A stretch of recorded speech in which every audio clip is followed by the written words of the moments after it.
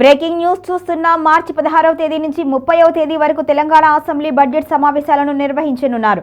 మార్చి 16వ తేదీన governor ప్రసంగంతో start అవుతుంది. ఇక 20వ తేదీన ఆర్థిక మంత్రి భట్టి విక్రమార్క బడ్జెట్ను ప్రవేశపెట్టనున్నారు. అయితే ఎంపీటీసీ, జెడ్పీటీసీ ఎన్నికలకు సంబంధించి కేబినెట్లో ఎటువంటి నిర్ణయం తీసుకోలేదు అని విశ్లేషకులు చెబుతున్నారు. జూన్ తర్వాత ఉండే అవకాశం ఉన్నట్టుగా ఉంటుంది అంటూ కూడా పేర్కొంటున్నారు.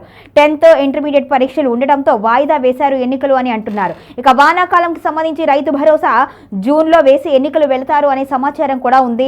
పరిషత్ ఎన్నికలకు రేవంత్ భయపడుతున్నారు అంటూ కూడా బీఆర్ఎస్ శ్రేణులు అయితే ఆరోపిస్తున్నారు. మొత్తానికైతే కేబినెట్ భేటీలో కీలక అంశాలు చర్చిస్తారు అని అనుకున్నారు. ముఖ్యంగా రైతులకు సంబంధించి ఒక క్లారిటీ వస్తుంది రైతు భరోసాకి. అదేవిధంగా ఇక మహిళలకు సంబంధించి కూడా మహాలక్ష్మి పథకం కింద క్లారిటీ వస్తుంది.